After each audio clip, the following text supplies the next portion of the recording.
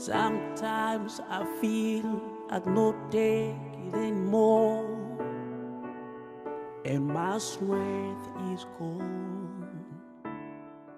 My name is Sofia Megabo. I am originally from the DRC, the Democratic Republic of Congo.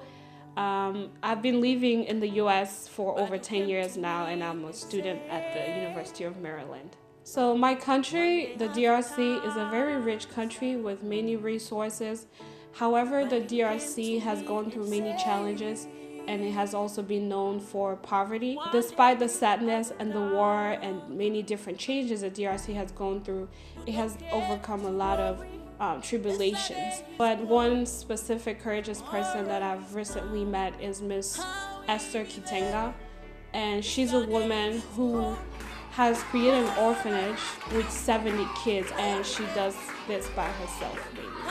I met Miss Esther Kitenga one day when my brother reached out to me saying that the woman that he's been helping through the orphanage was very healed, and he was worried that where would the kids go?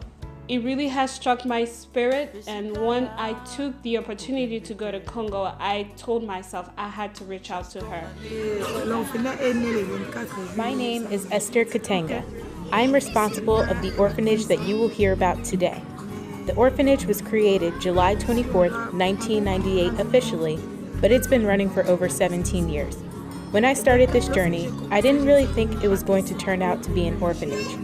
The only reason why I began is because I wanted to thank God for what He did for my family and I.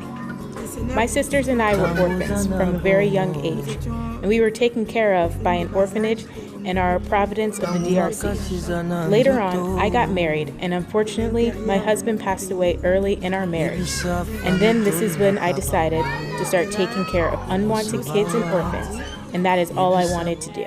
The way that she gets these kids, she'll wake up in the morning and she'll see a baby in like a wrapped, crying. Many are unhealthy. She had kids who died. If she opens her door and she sees a baby on the floor, she'll take it and try to fit this child with whatever she has. We fight hard to make ends meet in order for us to survive in this orphanage. We try our best to get help from people because in an activity as such, it is hard to say that it runs only by one person because it is hard. But there are good people of heart that help us as we strive to survive. It is true that our outside help isn't as present as we would like it to be, but as an orphanage, we go to different lands to reap few vegetables so that my kids don't die of famine or hunger when people don't give. Esther's need right now is housing. The house where she lives right now is, they're being evicted, and she has nowhere to go because the owner is selling his land and his house. She has about 70 kids. She really has no resources.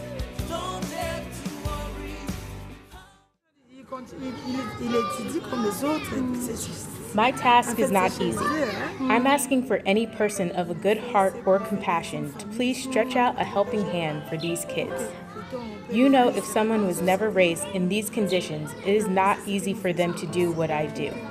So I'm calling for people who may have experienced it or someone who has it in them, someone who has that broken heart to take care of abandoned kids.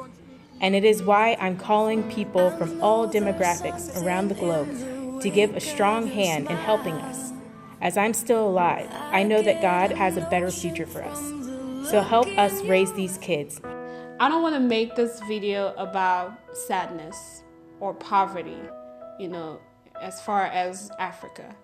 I really want people to understand how we can, us humans, become courageous and highlight the courage that Miss Esther is communicating or is telling the world.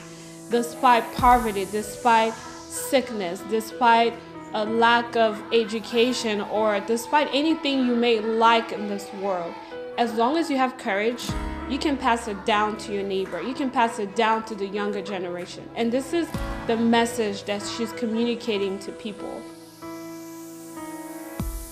If you would like to donate, please go to GoFundMe.org and search my name, Sofia Megabo, to help raise money for these kids to have a place to call home.